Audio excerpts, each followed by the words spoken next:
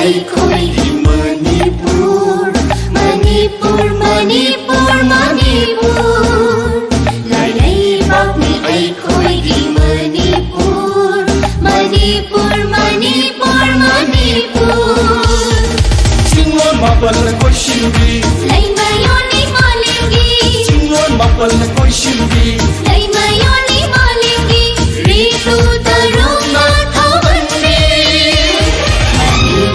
Manipur, Manipur, Manipur, Manipur, Manipur.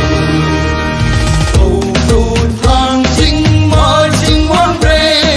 lay chil ke na ching dol na, mai kai na lay ba. Layam singi masana, sagol kang chay Manipur gi.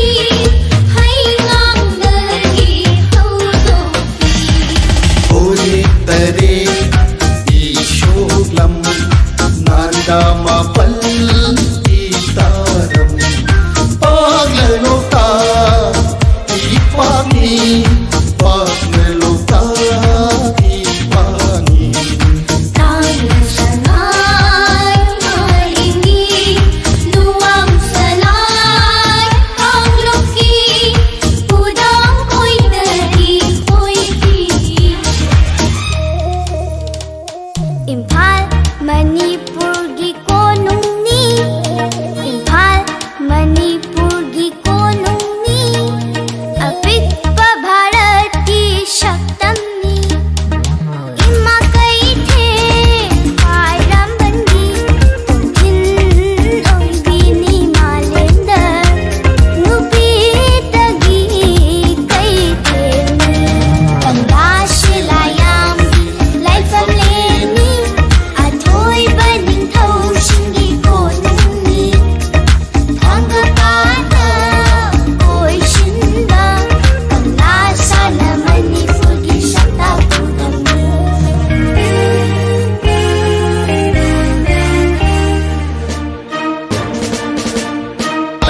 Balanjaugi jakwa singi ni sikubam mai banglo pachindani mai banglo pachindani Ipali war sinitri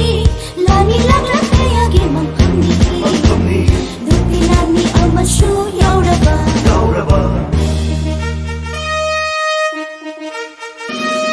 Machuhungi firala ihan hana yukiba Manipur ki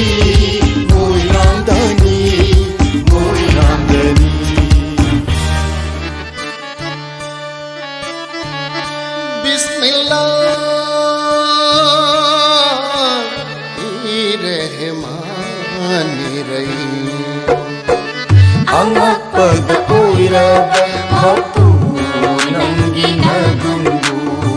Say thajari nangbu tolabasing na Laibak fayda ay koy se Laibak fayda ay koy se Bangal oy na pukjaba Lamdam sida pukjaba Samingong gitingjau Pomlata gitingjau Fajaba dalam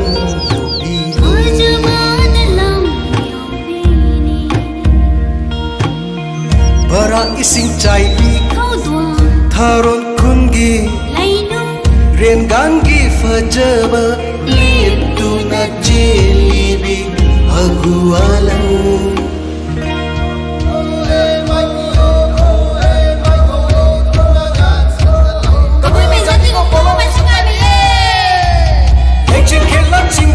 Sambat kumbang chay lapat Panggungi ngamdara Nagna fajay mahutsa Nagna fajay mahutsa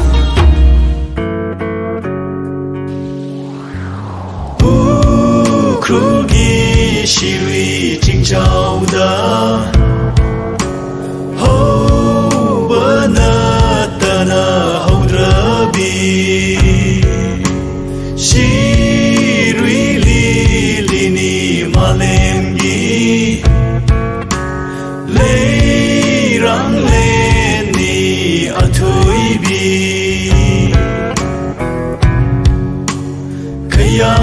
shing chai bi khang khui gi shurum ching chao phang rei top na ta ba khru gi shaktam ni itum dang kunau sada kaparahi kulamaha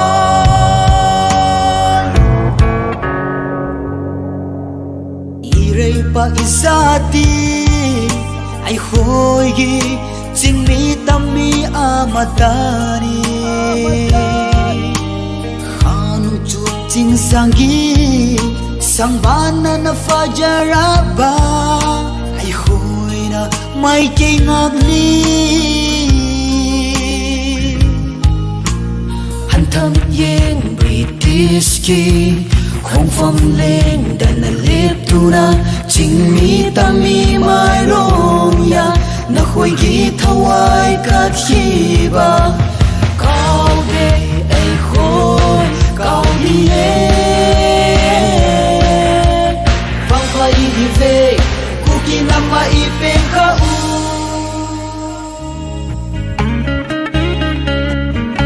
is a ching chang a koi si la ba zu ko tam pa e khôi gi pa cha ba ba mong lei bang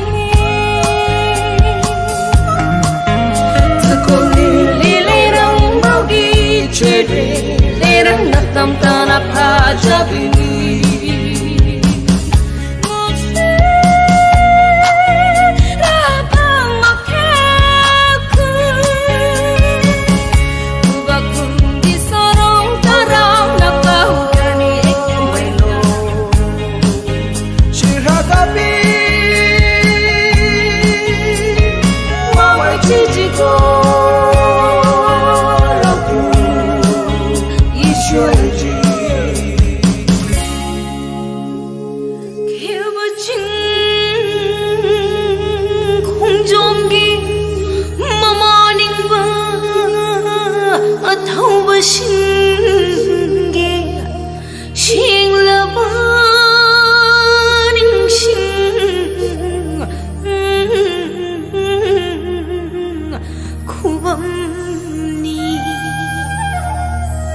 Phaida pungi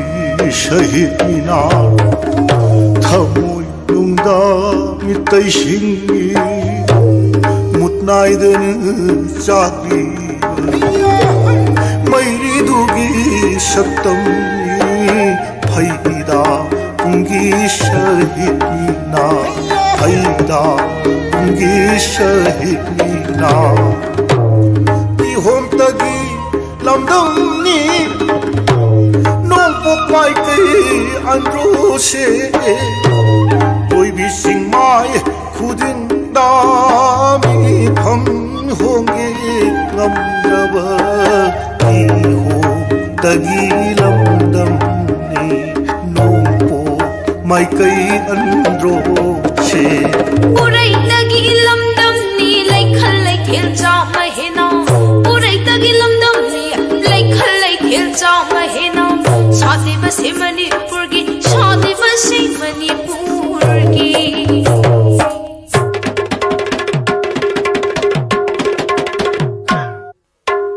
Sri Govinda ki holy kam,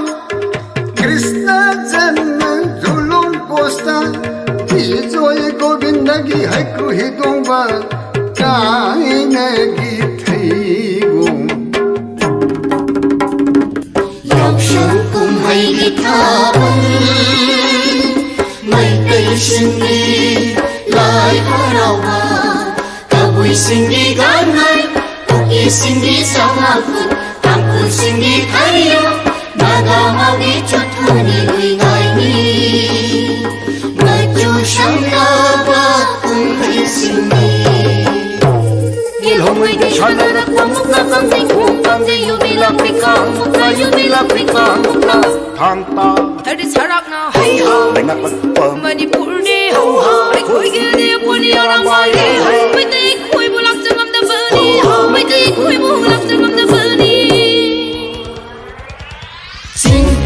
Ani gi, hina benam churaba, wa ho shadi fajara bangali mani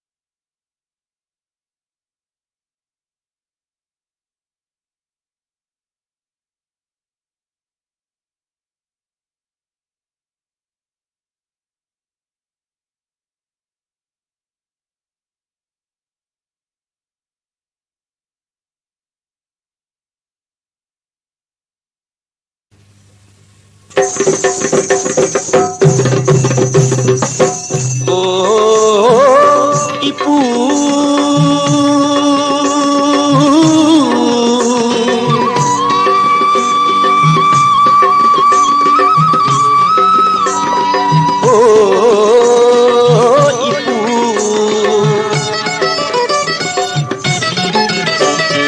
Koloi mingle ningkiba khongnang thaba kauba ipu matam oidribara ipu sidaba mapugi lango luiba ꯑꯩꯈꯣꯏꯒꯤ ꯆꯠꯅꯔꯣꯜ ꯁꯥꯖꯠ ꯂꯤꯆꯠ ꯑꯩꯈꯣꯏꯒꯤ ꯆꯠꯅꯔꯣꯜ ꯁꯥꯖꯠ ꯂꯤꯆꯠ ꯑꯩꯈꯣꯏꯒꯤ ꯂꯥꯏꯅꯤꯡ ꯂꯥꯏꯁꯣꯟ ꯇꯤꯟꯁꯣꯜ ꯑꯩꯈꯣꯏꯒꯤ ꯂꯥꯏꯅꯤꯡ ꯂꯥꯏꯁꯣꯟ ꯇꯤꯟꯁꯣꯜ ꯇꯥꯛꯄꯤ ꯇꯝꯕꯤꯔꯝꯂꯒ ꯇꯥꯛꯄꯤ ꯇꯤꯛꯄꯤꯔꯝꯂꯒ ꯃꯐꯝ ꯀꯩꯗ ꯂꯩꯔꯤꯕꯒꯦ ꯑꯣꯏꯔꯩ ꯀꯩꯗ ꯂꯣꯠꯂꯤꯕꯒꯦ ꯃꯐꯝ ꯀꯩꯗ ꯂꯩꯔꯤꯕꯒꯦ ꯃꯥꯂꯦꯝ ꯀꯩꯗ ꯊꯨꯞꯂꯤꯕꯒꯦ 이쁘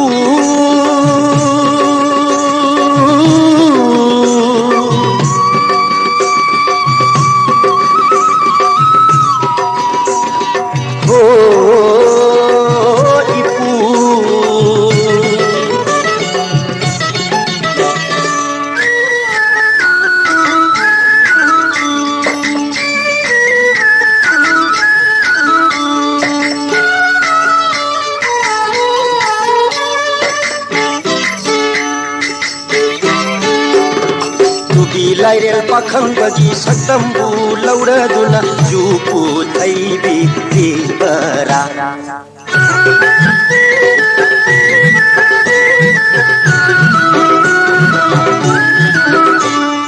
Koyum lagi langonduna nasakku lotuna kumaibu yengi tibara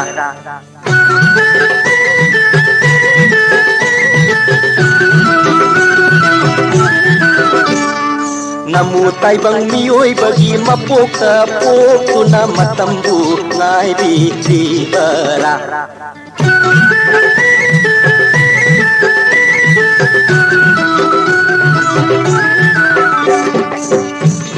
ipu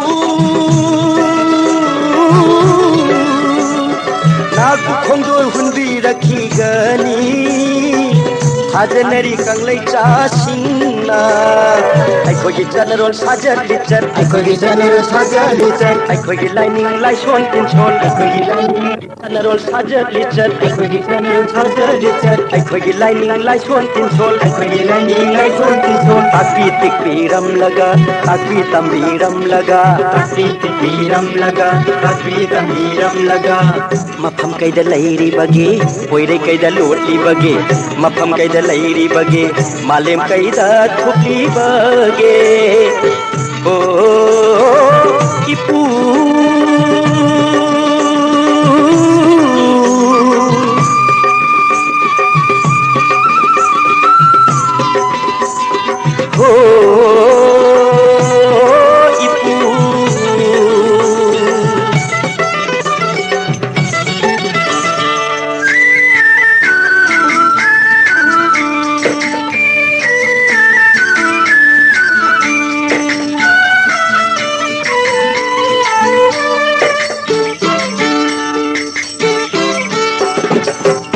Nangna thabiramba ipanat ipunat kaira khongolina ragledo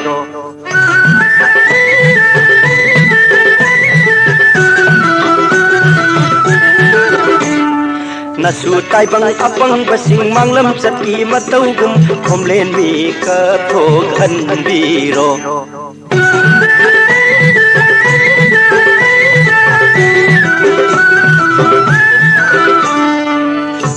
ipu Nagu khongdol hunbi rakhigani साजनरी कंगलई चासिंगना अखोगी चनरोल साजर लिचत अखोगी चनरोल साजर लिचत अखोगी लाइनिंग लाइसोन तिनसोल अखोगी लाइनिंग लाइसोन तिनसोल ताकपी तिकीरम लगा ताकपी तंबीरम लगा ताकपी तिकीरम लगा ताकपी तंबीरम लगा मफम कैद लैरी बगे पोइरे कैद लोली बगे मफम कैद लैरी बगे मालेम कैद थुपली बगे ओ इपू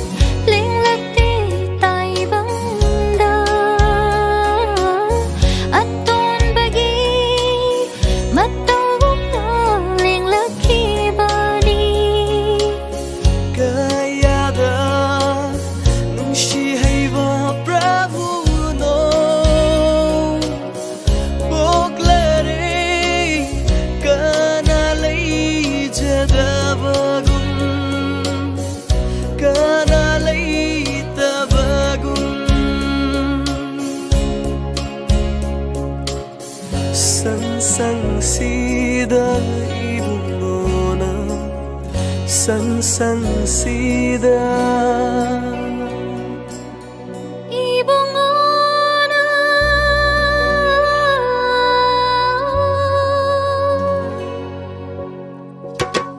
Taibangga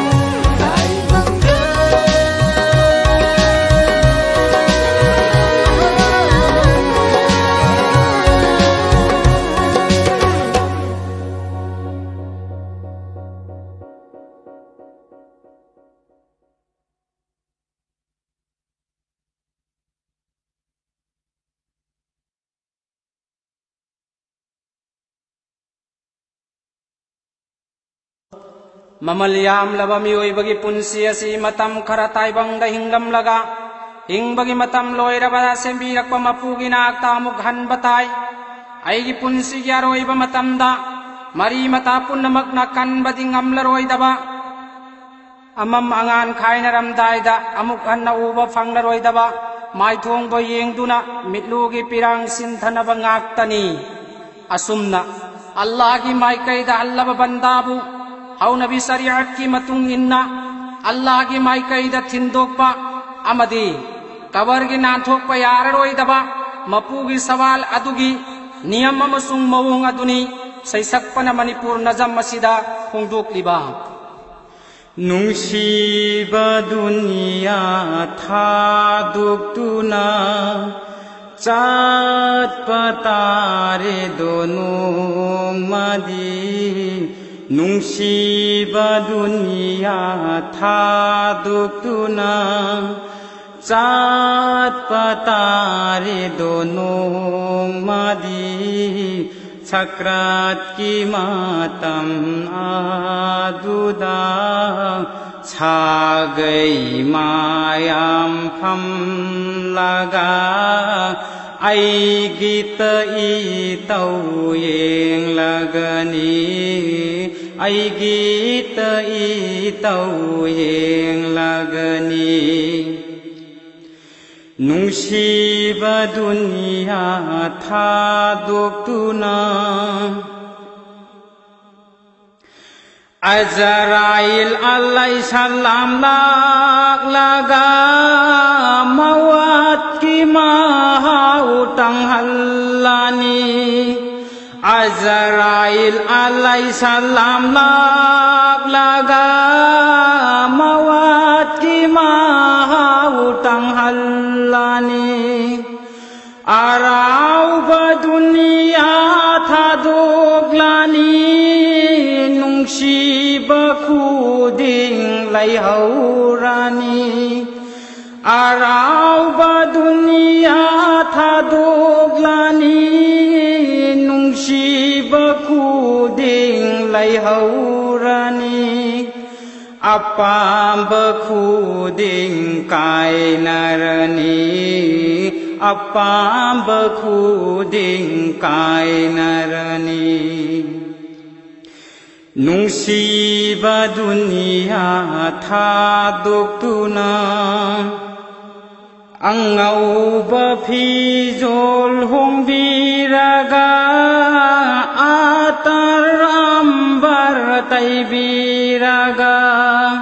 Angauba fijol hongbiraga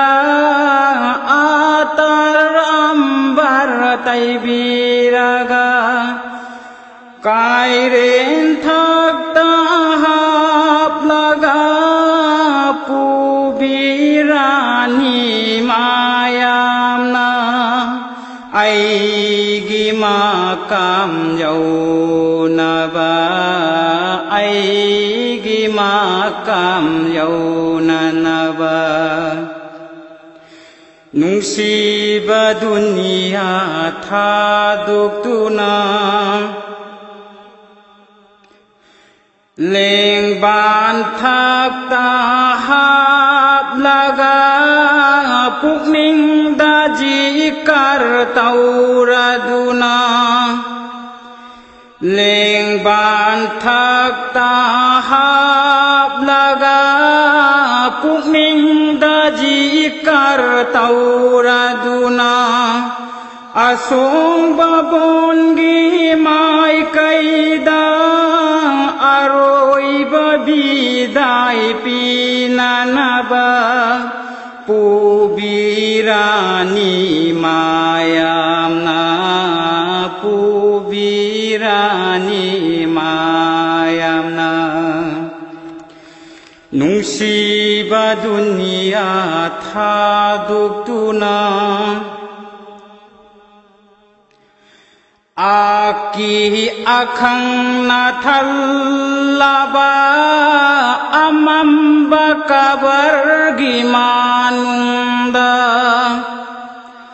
ꯑꯀꯤ ꯑꯈꯪꯅ ꯊꯜꯂꯕ ꯑꯃꯝꯕ ꯀꯕꯔꯒꯤ ꯃꯅꯨꯡꯗ ꯏꯄꯥꯡꯀꯅ ꯌꯥꯎꯗꯅ ꯊꯝꯕꯤꯔꯝꯂꯅꯤ 이돔ता 탐비람라니 이돔ta 이빵까나 야우드나 뭉시바 두니야 타독두나 Munkir nakir anina hang lagani wahang kaya Munkir nakir anina hang lagani wahang kaya Nang bukana na semlak penuh nang Mapu kanano nang bukana na semlak penuh nang gimapu kanano karam badharma dalairak penuh nang gimapu kanano Nungsiba dunia thadukduna Sat patari donung madi Sakrat kimatam aduda Sagai mayam pham laga Ai gita itau yeng lagani Ai gita itau yeng lagani Nungsiba dunia thadukduna Nungsiba dunia thadukduna Huzur Akram sallallahu alaihi wasallam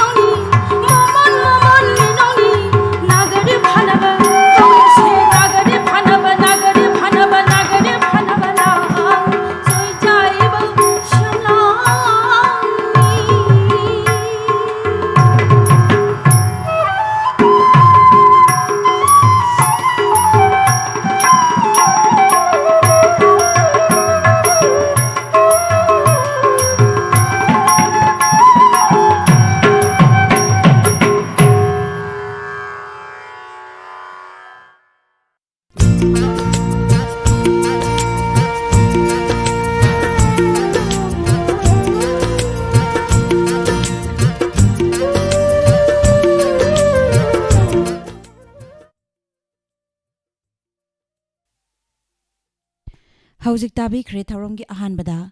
लेबाक निंगबै इशै मदी तोंगान तोंगानबा जातिसिंगना मागी मागी मपुगी मिंखैदा सक्सेस होनजबै इशैसिंग थौरम संदोक्तुना ताहानजरिबा 91.2 मेगाहर्ट्ज संदोक सरिबा डायमंड रेडियो चैनल दगिनी हौजिक न्याकी मतुंग ताव फुंबिगनी मतम इशै मथंग मथंग ओइना लांथोक्ट्रिङै मांगोइना तेनबा ब्रेक अमथंग लौजरे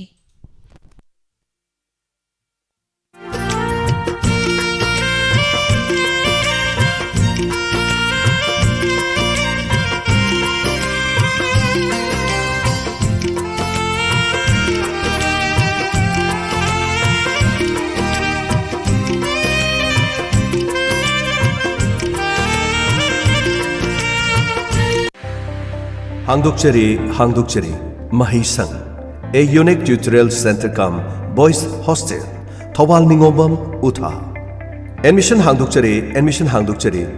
class 7 to class 10 Fawagi, Nupamasa Singh Tagi Uiba,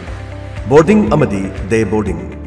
Haukiba ISSLC examination da first divisioner Amadi, letter marks holder kya Putukraba, Mahi Sangni. Mafam asida COVID pandemic maram oiduna sotha huraba match English garma Hindi Maitei Maina Singba Ningthizana takpi tambibagi khudong saba pijari Satra Singhi magi regular class sing subject khudimakta takpi tambibagi khudong saba pijari weekly amadi monthly test chawbagi khudong saba su pijari Asonba Satra Singhi akhanaba class ki special arrangement tawjari class amada sumnatagi Satra tara dagi hena lawjaroi minute nifugi energy drinks ka loinana aerobic exercise ki khudong saba su pijari Satra Singhi yengjaduna khwaidigi fi tana lawjari Bhai sang asigi class lakliba megi tang manga English singani kungani thoidagi haujaragani loinana April ki tang kontra fawgi manungda register tobiragadi admission free oijagani akopa marol ge dama call tobiu 7005231 amukahana 7005231 Lengsinbiro, Mahisang, a unique tutorial center cum boys hostel, Thawal Ningombam, Utha. Nungaiba madi thagachaba phongdokchari khangabok part 1 gi pradhan gi merep oina nauna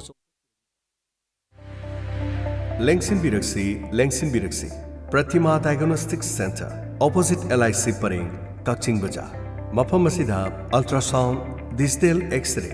laboratories, ECG, loinana gynecologist ki khudong chabasu pizari. Laiba popo khudingi ayuk ki pung 9 digina ayuk ki pung 13 fawba ENT ki specialist doctor amana nakong naton amadi khanau ge anaba sing haibadi thyroid, sinus, naton punba, allergies, manam khangdaba, taba watpa, nakong mahi taba, nahi taba sinachingba